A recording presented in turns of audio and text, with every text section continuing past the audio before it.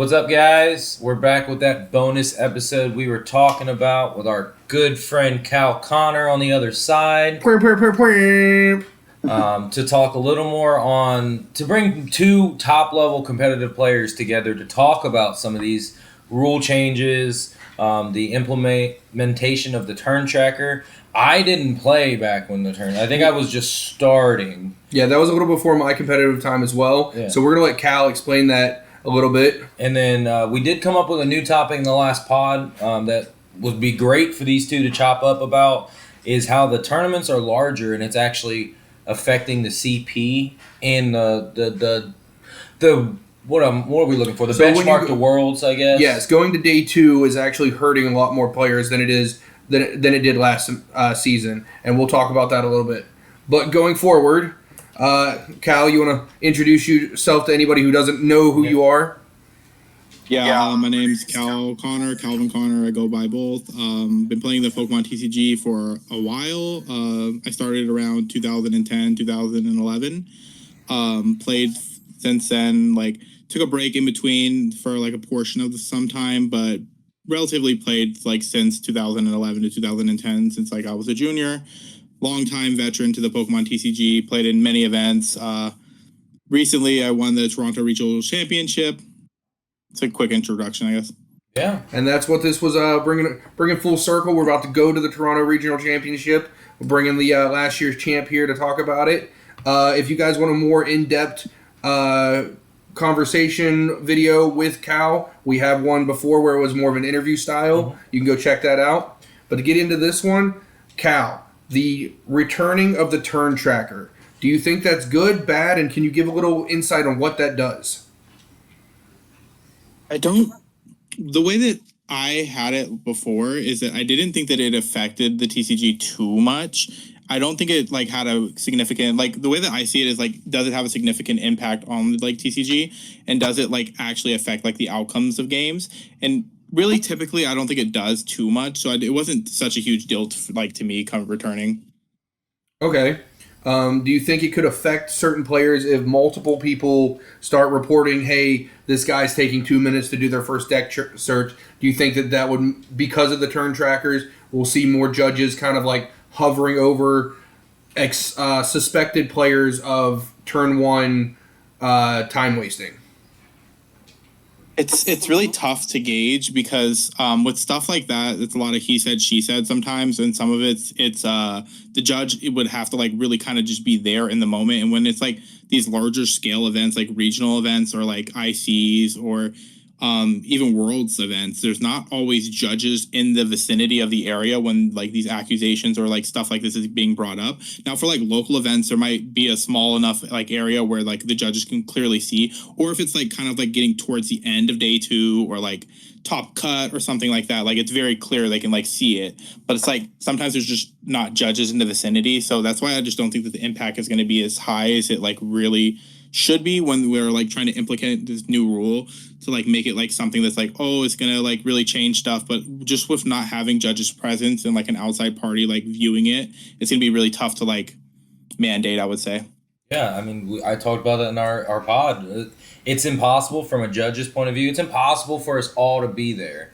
Mm-hmm. I talked about it there, but for those that may not see that and see this episode, just for a small example, when you've got thousands of players, I mean, we're talking 1,500 tables being used, possibly, numbers up to that high. But let's say we got a judge team of 10 with an assistant head judge. They can cover 400 to 600 tables, but that doesn't mean they can all be there at every single table where, like Hal said, these things are happening where in order to make a judgment on it, you have to hear it. Now, with them saying that's coming back, they haven't officially said what they're doing as the first rule update. What do you think would be an effective way to fix the first turn deck search? It's really tough because time it's unless there's someone present, it's very hard to tell exactly how much time your opponent's using or how much time that's being wasted, or even if they're not wasting it on purpose, it's just being wasted in general.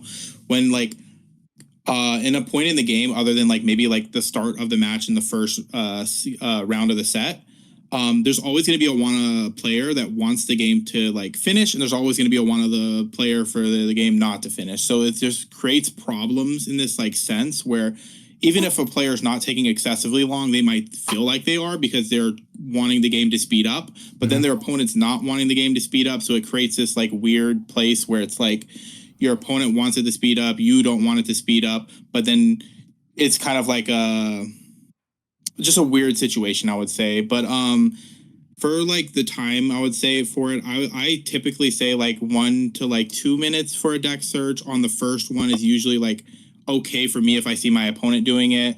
But like when they like start taking like 4 to 5, and if they're like writing every single prize down, if they're not doing it quickly and efficiently, it's like, okay, like come on, like let's get it going a little bit. Even if it's like the first turn of the game before there's like a clear set where it's like one person wants it to speed up and the other person doesn't, it's like, all right, we can't like have a 5-minute deck search. If I do a 5-minute deck search and you do a 5-minute deck search, that's 10 minutes of the game, like just gone.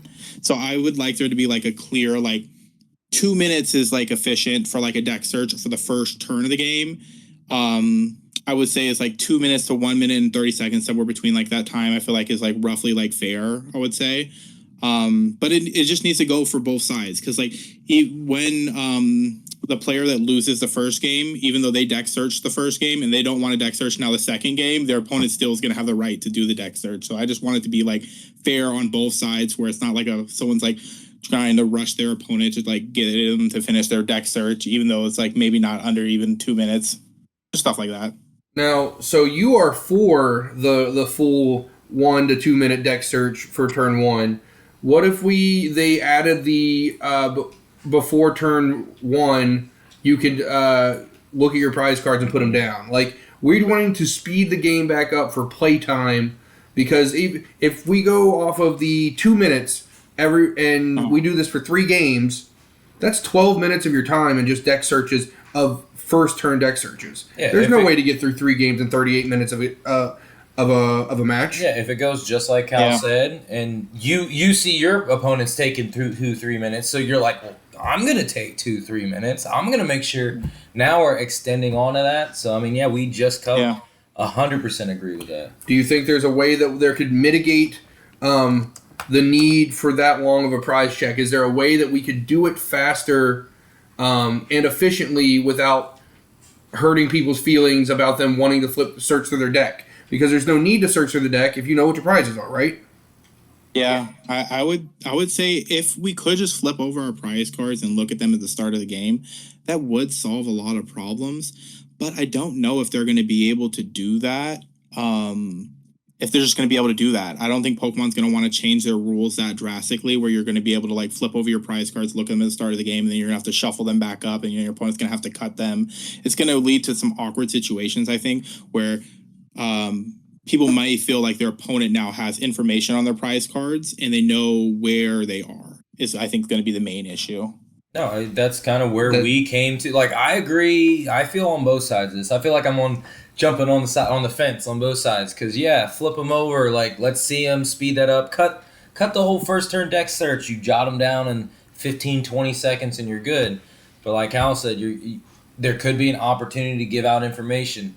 Players are clumsy. Players are emotional. I don't mean this in a bad way. I mean it like emotions get them at a regional. You see your 6 prize cards and you're like, oh, I prized 2 Guardies and I'm playing Guardie. Yeah. Some people that could go on their face. So I could see the distress of seeing bad prizes. Or you could pass it off to your opponent and they sweaty palms, hands slipping like butterfingers, drop them.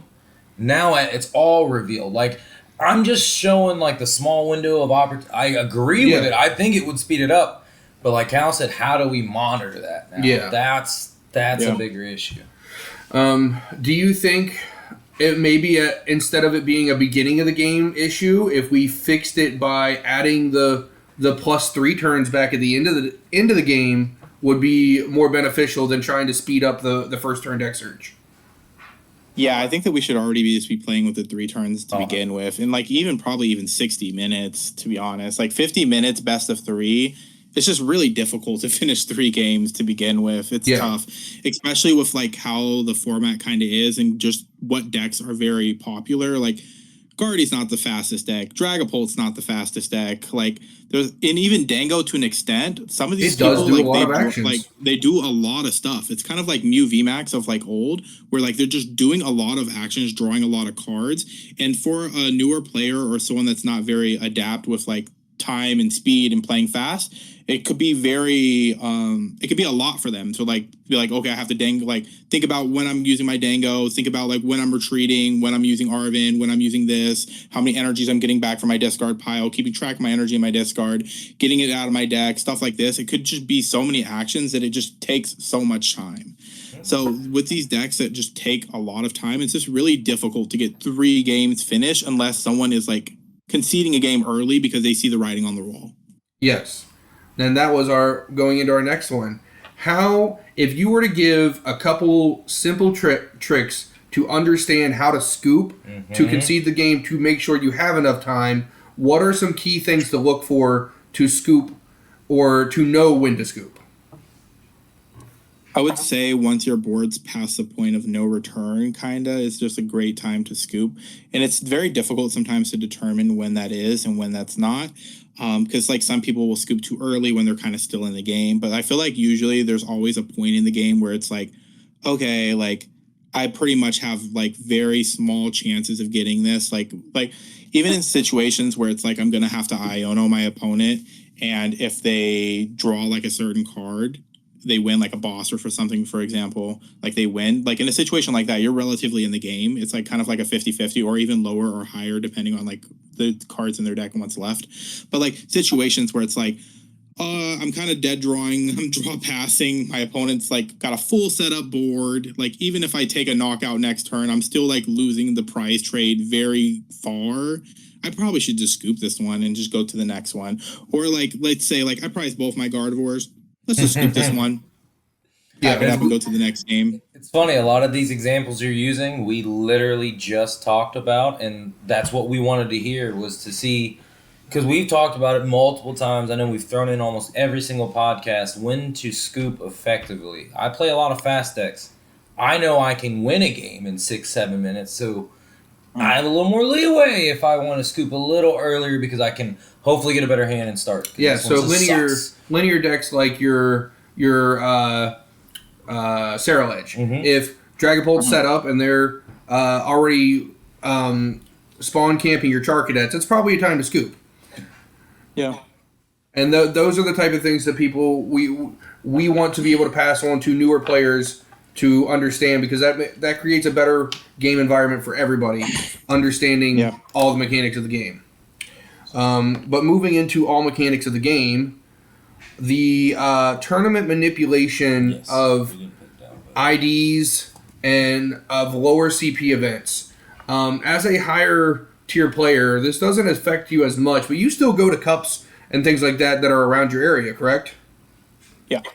So if you walk into and you're playing Dragapult and you lost game 1 because you hit Guardy who hit the nuts, and then you play your next 4 rounds, 5 rounds, and the top 16 say, all right, cool, we're all going to ID, it just defeated you from being able to get into Top Cut.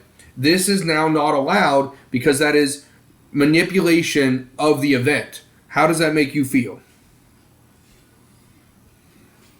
Not too bad. I don't feel like situations like that usually occur at my locals specifically, but maybe at some other locals that happens like very often. At my locals, I feel like usually it's like X11 usually just makes it, and then there's like always like 1 or 2 X2s that make it like towards the bottom, but it usually it's just like on resistance or something like that. Mm-hmm.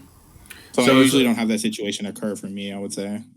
Gotcha. So it's not a very prominent problem that we could have, but if it started becoming more called out, like at these bigger or even more of these smaller cups, is where it's going to happen more often, where you have a 5-round top 4 because you didn't have enough to get a top 8, and the top 4 players are all 3-1, and they're all on the same team or same play group, and they correct. all talk aside, and they're like, "Hey guys, we're just gonna." So you're all these 2-0-1s that could have won and go 3-0-1 now, all lose because they don't make it in because of the 4-1-1s or whatever the statistic would be, that it bumps them out. Now, if being a small percentage, it might not change anything, but for some of these players, Cups are their biggest events they'll ever see. And to take that away from them is giving the power back to the player. Haha, GameStop reference. That they can say, hey, we don't like that you guys just eliminated our tournament run, is, I think, a plus, but I don't think it's going to happen enough to where it makes a difference. It's a good inclusion. I've been the one to say it about the first turn thing, because that's been something that's been asked a lot, and everybody's asking, well, what do you do about this? I was like, until they write a rule about it, there's not really much we can do about it. But this is a situation where they have written a rule about. And now when there is a newer judge or a league that's, like we said, that's not like large, but somewhat large, and the next thing you know, 5 out of the 8 people in the running decide to just ID. Not just because they don't want to play, but because they already predetermined this because they want to lock it down. Yeah, so that means you're not allowed to ask the judge to put up the scoreboard before the final round to know if you are safe to ID, because that is outside information for the statistics. But next topic, CP. Do you think it's going to be a higher, like, you're basically already locked in for Worlds, so it doesn't matter too much for you. But for the 135 to 150 with all the extra spots that will get added from auto invites, where do you think it's going to be? And do you think the addition of the tournament structure change, letting more people into day 2, hurting or helping people get their CP this event? I like when more people make it to day 2. I think it's really cool when more people make day 2, because it's a good accomplishment for people to make. So I like it when there's more people in day 2 personally, and more people in day 2 give more people opportunities to try to go on those big runs, even if it's their first event or second event, or even their first regional or something like that when they've been going to a lot of cups. I like that there's a set goal for a majority of people to make day 2. Just so they can have that experience. And then, because I the way I look at it, Pokemon for a lot of people is this building steps and blocks to try to become better and better and better, and just playing more Pokemon and having those reps of in tournament games and trying to shake those chills off, especially for newer players. It's really great. So I was a big fan of them increasing the day 2 and making it to the X2-1 record, instead of having the X2 record that they had before, where it was really difficult. I think it was last year Baltimore, where they had that X2, it was 7-2 or something like that. You needed to make it, which is pretty difficult. I would say the average Pokemon player is not going 7-2 at a regional. I think we had 120. We barely had a 128 at that Baltimore regional. Oh, and not with the new setup either. You're with the new time +1 50 minutes. It's not gonna happen. Not very likely. All right. And then one of our last things is Toronto. Are we going to see a back-to-back regional champion come out of the Mr. Cal Connor? Is he playing the secret sauce? And what's the tiers of top 5 best decks going into this event? Okay. I'm really hoping I win Toronto back-to-back. That'd be really cool. Just own Toronto. Last year when you won, you had a very emotional time with was it your grandmother or somebody? Something happened in your family, right? Yeah. Yeah. And a little bit before that, my grandma passed away. She had a glioblastoma. So yeah. Sorry to hear that. But yeah, Cal powered through it, showed the world that his grandma was still watching his back, and he won the regional. Yeah. But we're going to do back-to-back events this year. I mean, if he doesn't do it, I'm going to take it. Just saying. Just saying. So if we it's not as big as it's been the past couple years. They didn't. I don't know if they just didn't get enough size at this event, but it capped out really fast. Do you think that's going to play a big effect on the meta we see? That is, there's probably not going to be as many just casual locals that got to show up because it's a smaller event. Or do you think it's just going to be wide because Toronto, they don't know what they're playing? I think it'll be wide open. It's kind of like the Wild West with the U.S. regionals. They're just kind of all over the place. A lot of people bring their pet decks. A lot of people bring the decks that they're comfortable with, And then some people, especially US players, they just love to play their deck and they don't care. They don't switch. They play their deck and they just do it until it rotates. That is true. That is true. All right. So, terms of popularity, what do you think the most played deck will be? I would have to say probably it'll probably be Gardevoir. I think. You think Gardevoir will be the most played? Sheesh. Yeah, I think Gardevoir will be highly played. I think it will be a mixture of non-Guardy Jelly and then Jelly Guardy, like a mixture of both of them. Okay, so together it will take the most popular. I can respect that. And what do you think the highest, the best deck choice to take to this event would be? I really like Gardevoir for this event as well. Okay, so Guardy could be the best deck and the most played deck.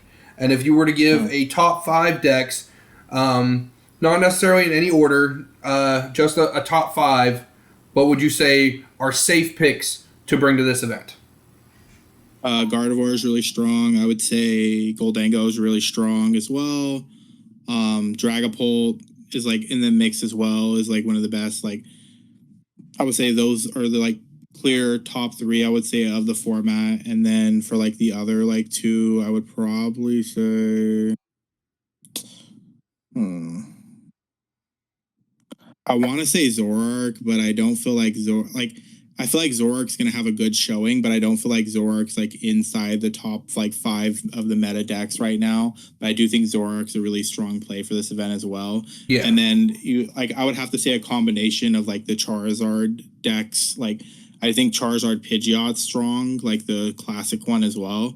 And the new one, the Knocked Owl one that's been running around as well, I would say like that is probably so like a mix. Though both those decks, I would probably say is like in the top 5 as well. So it's tough because like they're very similar. Like they're both Pidgeot, Charizard decks. Gotcha. Just one's using Knocked Owl and the other one's not using Knocked Owl. So for power level 5 best decks you think for the event, we've got Guardy, Dragapult, Dango, some Charizard variant, and Zoroark. Whether Zoroark is a popular pick or not, you think it'll convert pretty well based on what should be good for the event? I mean, I think it'll do pretty well. Looking at his choices, it almost has to be. If you're going to put Guardy up top and Zoro is kind of like...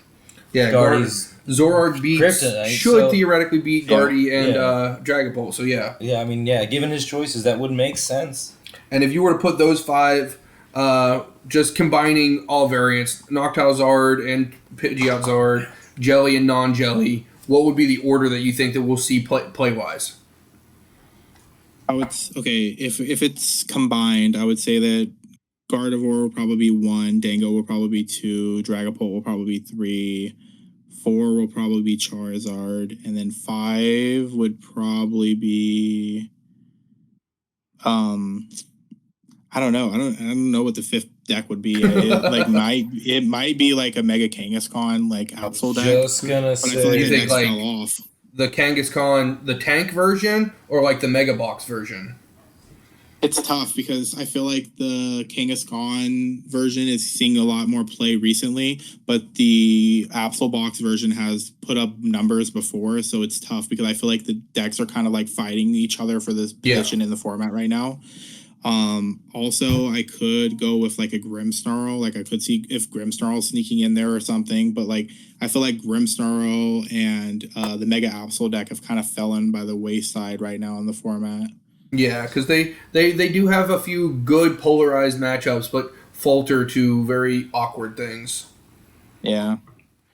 Yeah, I mean, that's pretty close to his top 5 other than the 5 missing. I mean, Kangaskhan, we saw, 3 or 4 of them at least at League last night. It's definitely popular. I mean, I got through it getting through the Burly Wall, but it was, not easy. People do enjoy their Pokemons not dying or getting KO'd because Pokemon don't die. That boof deck's picking up a lot of steam right now, It is tough. I mean, I had to basically take the wall off for them just to rebuild the wall. And I'm like, oh, man, okay, fine.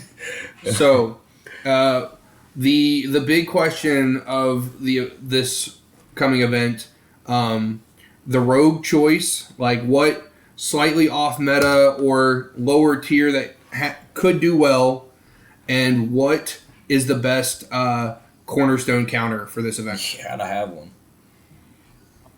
Okay, so for the first one, I would say the Kang Bouffalon deck. I think the Kang Bouffalon deck is going to show up this week, and it really hasn't, or next week, but it hasn't really solidified itself in the format yet. Like in the last previous events and regionals and stuff, like you could have played a deck very similar to this, but the Absol Kangaskhan deck was really like very popular. Yeah. So it kind of was taking away play from that style of deck, but it seems like the Kang Bouffalon deck is picking up a lot of steam going into this event specifically. So a lot of people are kind of like picking it up, playing around with it. It's been winning a few online events from what I've seen. It's been doing well in a few online events. And it looks like a lot of people are playing it, picking it up, and then learning like how to really play it. And it's not really like super straightforward, and the deck list is not super solidified yet. Like you see like some of like the Crustal ones running around, some of the I seen a Joltik one, and then like one had like a petrol in it, and then like the classic version of it with like the Cornerstone, and you know you're gonna try to Cornerstone people. So like I think that's gonna be the big surprise deck of this of Toronto, where it's like that deck is going to like we'll really see how good it actually is. Yeah. If it's like really a rogue deck, I guess, but like it will. I guess it'll get proven if it's good or bad at this Toronto regional. That makes and sense. And then for corner answer. The other your question, corner answer. What's the best corner answer? Okay, the best corner answer I think right now, like that a lot of people are teching into their decks, is probably the Megalupani. Like the Goldango's running the Megalupani right now, or a lot of them I think will run the Megalupani and counter for Cornerstone, because a lot of Corner and Crustal is running around, and it's good against the Crustal too, because it shreds through the Crustal. So at least you have an out against the Crustal to do something against them. So like you can shred them with the Lupani and hit them with the Salt Rocks. Yes. I haven't got to test out the punny build, the low punny build, but I've been using Lake Lucario, and I think it was fine and got me through the Cornerstone and others. I mean, it was able to actually knock out the Kangaskhan after I stripped everything from it. There may be a realm where if the Kangaskhan Bouffalon deck solidifies itself in the meta, that we might have to see more people going back to Lucario to deal with this massive wall. Now, mind you, they didn't have Lively Stadium. This was early game. They started the Kang. I just happened to get to Ryulu and then had it in my hand. So I'm like, we gonna rock this. Arvin into Premium Power Pro, and I'm smacking for 300. So it's like we hit the numbers before they got set up, but like the other ones were not as easy to knock out. Right. That's all. I mean, unless you guys want to talk more about. I mean, there's a lot of events coming up. Is there any that you're eyeballing very specifically? Like Tiger said, you already got your points, so for you traveling and the family and everything, you're probably sitting back a little more relaxing. But are there any other than NAIC that you're really looking forward to? Probably EUIC. Okay. I had to skip LAIC, so EUIC, hopefully it will be my first IC of this year, and hopefully it goes really well. Okay, I can get down with that. Because Cal's giving us the permission to go play in Puerto Rico and have a chance at winning. Because he's not. Last I talked with him, he said he's not going to Puerto Rico. I won't do any specials. That just not because there's no cash prizing. Is that why you don't do special events? Gotcha. Yeah. Because there's got to be a point at some level for once you get so high in the rankings that playing for points isn't enough anymore. Yeah. If you want to travel, you want to at least get some cash back. Right. So that does show the caliber of players. The caliber of players. I'm going to have to write that down. The caliber of players. That eventually, you guys practice, play, watch videos, ask questions. There's a lot of nice players out there that are high level, but eventually they get to the point where it's not just playing anymore. If you're not going to travel to do an event that you can't win anything at when you get so high up. When you have, over 1,000 points like Cal, there's no need to go take down a 400, 500 person event for 80 points. He's good. He don't need it. That's just a waste of money coming all the way across country to play in a small event. You get minimal prizing. Yeah. I mean, because you still get prizing. Like, it's just not cash, and it's very, very minimal on the packs. But is there, are you sad or excited that Orlando will not be part of it's not in rotation? I usually don't mind too much. I'm excited for the rotation. It seems kind of cool. I always like rotations because it's like, oh, all these brand new decks now are so cool and they're so like, it's like the shiny new toy. It's like, Yes. oh, out with the old. Let's get all these new decks in here. The old Andy meme. Now, how do you think that's going to affect this year? Specifically, that rotation is right after Orlando. We get LA and Indy, but literally the week after Indy, we have a new format going into NAIC. So we're just changing back to back to back. Churning. Yeah. I like it personally. I'm excited for rotations. I always love rotations, but this is going to be a big rotation. We lose a lot of cards. Like, yes, the rotation specifically is big. The loss of the G block that like initially didn't do very good when it first came out. Like I remember when Guardy dropped, like people played it, but it just wasn't that. It wasn't that guy initially. And then it's the growth of Guardy really shows how the G block era was expansive and in depth. And losing it, like you said, is such a big thing. We lose Charizard, Pidgeot, Guardy, Dango, a format great of Chin Pao that has come in and out. There are so many pieces that we lose. You lose Arvin too, right? Yes, we lose Arvin. Nestball. There are so many pieces. People are going to get Evo, all the TMs other than like the Prism TM that nobody uses rotate. So like deck building structures redo, consistency issues because of certain cards coming and going. Having to use a supporter for something you used an item for before. Like I said, people are going to get creative. They're going to have to. Them Soul Rock engines are up. Yeah, they are. Yeah, they are. Soul Rock engines, I think a rise of Watchtower because your most consistent engine is going to be Fan Rotom into Noctouse.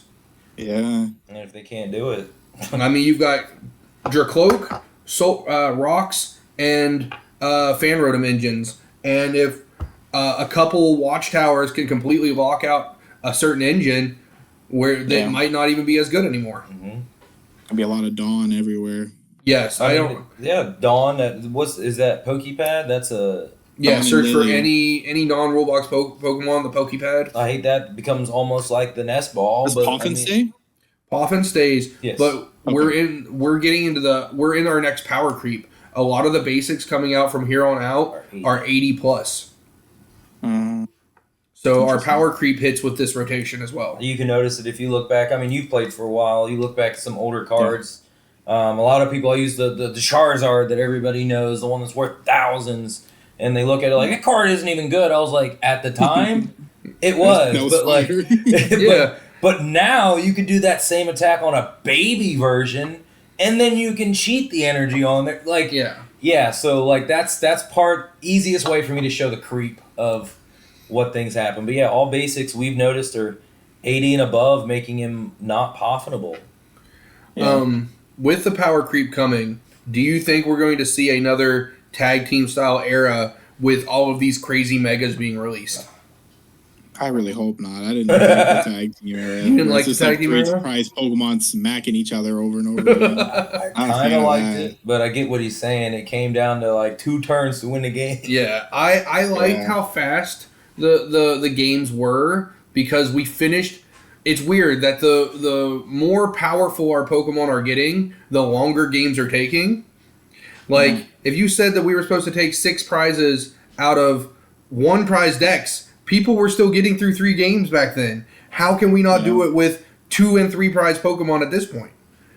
What has changed to do that? It's the abilities, the search, and the draws, I think. It's just so much stuff going on where it's like, a Dango turn, like in theory, it's like supposed to be like a super easy deck to play, but like you have to like Dango for 2. Think about if you're going to retreat into the other Dango, then Dango for 2 more, then see when you're going to Dango for the bench one, then use your search cards, then you're going to have to count all your energy in your discard pile, see how many energy you need to get into your hand. Like there's just so much stuff you actually have to physically do during the turn where it's like it just takes a certain amount of time per time.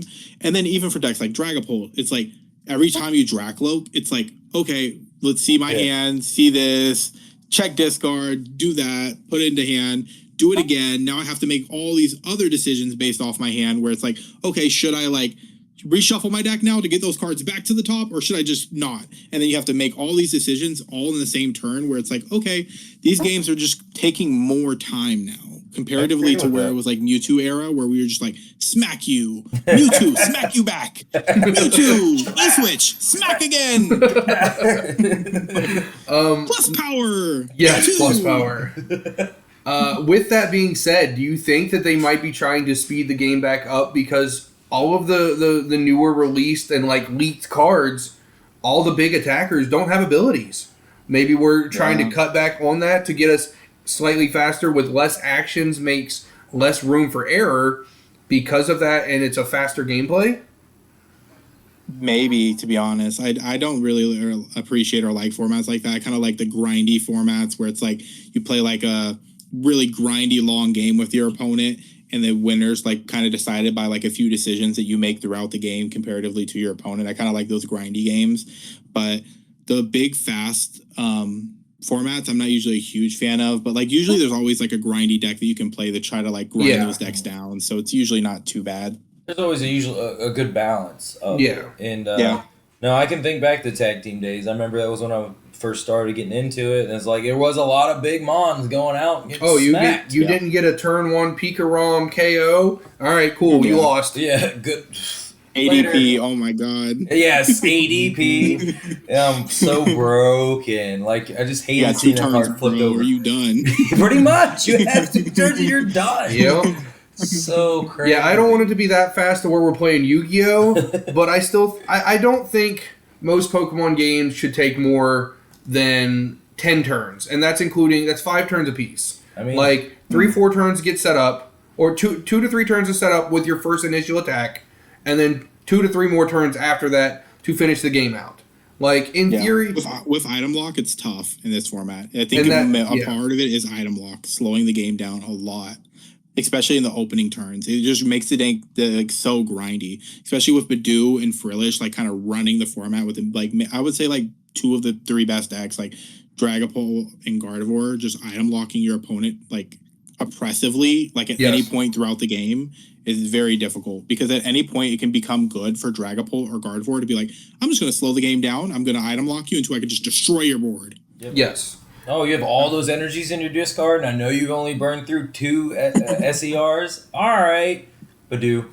Yes, the item lock oppression is very high. Like we haven't seen any decks that could even like when we had Vikavolt, the item lock oppression was not as high. Yeah. I think that was attached to his attack, though, wasn't it? Yes. Yeah, the item lock. I think that's part of the reason why. I mean, Badoo is an attack. I mean, it is attached to attack. I guess I'm thinking jelly. But you had to combo harder. You had to. They came up with the Melanie pieces to be able to power it up in one turn, things of that nature, and it was a really good and impressive deck. But it took a lot more skill than retreat Badoo. But like, and those things, I do think item lock is healthy for the format. I think Frillish is a very balanced card, whether people, because of all the hate that I put towards Badoo, I think Frillish is balanced because it's a 3 retreat Pokemon, and it's a 1 energy to do the attack. Badoo having free retreat and free attack, it can be splashed into anything if their deck takes more than 1 to 2 turns to set up. Yep. Searchable, super easy. I think the problem with Frillish is Jellicent, I think, because Jellicent at any point could just be like, okay, set up my Jellicent, Monkey Dory 30 over to whatever, like Pokemon, Iono, Counter Catcher, hit you for 190, and let's see if you can find a way out of this, or you lose. And it's stopping Air Balloon is really big. So it's okay, I locked you out of Air Balloon, I've locked you out of ways to get your energy out of your discard pile, I've trapped your Pokemon in the active now, and I gave you a low hand size, and now I hit you with it, and let's see if you find like almost the exact 2-card combo off of like 2 cards to like do anything, or you just pretty much lose next turn. That is 100%. Jellicent, I still don't have as much problem with Jellicent as I do Badoo, though, and it might just be because it takes a lot more skill to use the Jellicent than people think.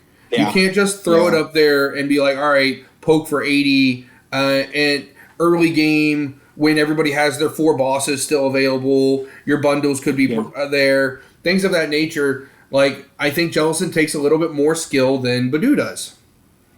Yeah, Badoo's tough because it just, especially going second, it feels very frustrating. So it's like where your opponent's just like, I'm going second. And then you're just like, look at your hand. And you just so happen to not get the items. And you're just like, all right, attach pass. And you're just like, Badoo. And that is, pop my goes, blow up your board. Yes, that is, I think the combination of Dusknoir and Badoo is really the most infuriating thing of this format. It's like a stranglehold on it. Yeah. I think Duck was a healthy card to get added to help with this, because it does give you, if you can get your Duck out in the first turn or two, it does give you a couple turns to figure out the game, but it's not a fix-all. Battle Cage is not a fix-all. Yeah, I don't think it fixes, because the problem is that they Badoo you before you get your items, so you can't get the Duck down, and then you're stuck. And then they just pop them all anyway, so it doesn't matter. Yeah, so like they did attempt with it, but your Mist Energy, Psyduck, all these things are able to help deal with the Dragapult, but only in the end games. It does not help your early game to be able to survive long enough to play it. Mm-hmm. Yeah. If you could bring back one mechanic that's from all of your years of playing, what would you bring back? Or a specific ability, even. Mechanic or ability, interesting. I really like A-Specs, to be honest. So you think that should just be something we should keep as A-Specs? Yeah, I'm a huge fan of A-Specs, but I've played in a lot of A-Spec formats. But also, like, I wish they bring back Expanded as well, because I really like Expanded, because it's just so crazy. Like, there's so much stuff going on, and it's like kind of like reliving like all those old cards. But some of those formats are really oppressive, so they really need to like ban some cards or something. But like, I really like Expanded. Would you, if they were to be able to bring back an Expanded, would you like rather them do an era event, or we just moved up to, like, I don't know, Sun and Moon newer and call that Expanded?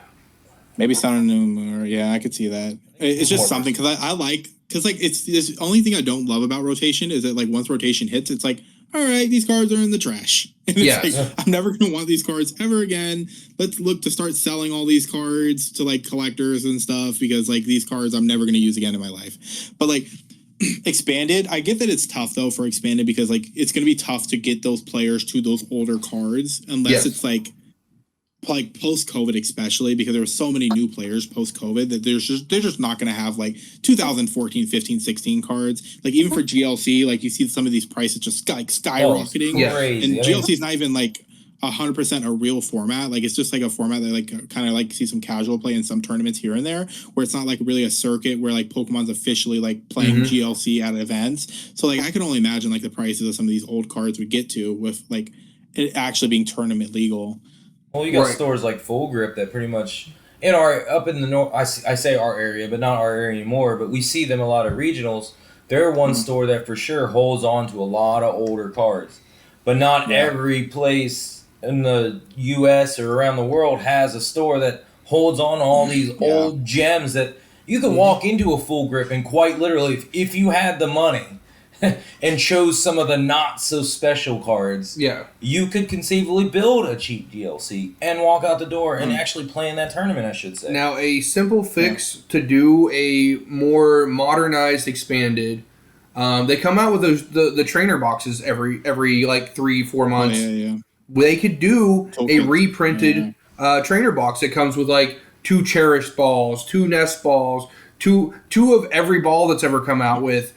A couple rare candies, things of that nature, of just basic staples, scoop up nets, things of that we've expanded toolbox. Yeah, and I like it. a $50 That's interesting, could bring back, because it's not like they don't have all the prints of these cards. They can even print new symbols on it, make it make it a different set, but a subset, and like even if it does gain value, but like I don't see it gaining value over the original cards. I'd see it would make the original cards probably worth more, to be honest. Right. Unless they made them alternate arts, which is things they have done. But like, it would not be hard for them to do that and then say, all right, cool, we're going to do Sun and Moon or Sword and Shield newer, and we're going to recreate the Expanded. Because the interactions of some of these cards would be wild. Yeah. It just would be broken if they just adapt the same old expanded ones right now. Yeah. We would have Yu-Gi-Oh all over. We would have Yu-Gi-Oh. Jesus Christ. We would You're have telling me I scoop up net with who's with Noctiles? We're just gonna play 3 Noctiles off 1 Noctile in a turn. Yeah, that would be busted. Mm-hmm. Yep. So there would have to be some type of restrictions to it. But yeah, I don't see why they couldn't bring back expanded. The creativity of expanded is always ever changing. There's still people that are coming up with new decks in X formats. Mm-hmm. Yeah. I don't know how very many people that are putting that much time into it, but they do I was it. like, how much playtime do you really get with that format specifically? In Japan, they play some expanded. They do. Yeah. Japan, like, it's wild. Over there, what is it? Vileplume, Lugia, Drago, and Gouging Fire are the 4 top expanded yards. And, like, 3 of those have made play. Gouging Fire is not one that has made much play in America or in the Western countries. We've seen it. It almost won Merida, I think. Yeah. And it's day 2 a handful of times, but like it's not nothing. It's not what they've done with it with the magma basins, the heat energies, the welders and blacksmiths and everything. But I think we've drifted a little far away from meta talk and what we think changes from a top player could do. Cal, is there anything specifically that you want or think people should know going into Toronto? I would say just try to play your best deck, the one that you're most comfortable with. Don't panic switch before the night. And ultimately just go to the event to have fun. Even if you don't end up doing well, or even if you do end up doing well, just try to have a good time and great experience out of it. I like it. I saw this bracket, the other day, and it was a simple bracket, and it's like if you try and if you don't try. If you try, you could win, you could lose, but if you don't try, you automatically lose. So, that's true. With that being said with Cal right there, go out and try it, but panic flipping is not a good idea. I've done that enough times. Please don't. Yeah. But, all right, Cal, it's always a pleasure having you on with us. Thank you again. We'll see you in Toronto. And everybody, guys, Cal, what's your Twitter for everyone again? I think it's Calvin Connor TCG. Easy enough. Man doesn't even know his own Twitter. No, guys, come say hi in Toronto. We'll be in the Goldang Bros jersey. Like I said, in the main episode, Tim Tipton will be at the Go Judges area. Say hi to him. And go say hi to Cal. Cal's a nice dude. He doesn't talk a whole lot, but he's a nice guy. All right, guys. Stay lucky.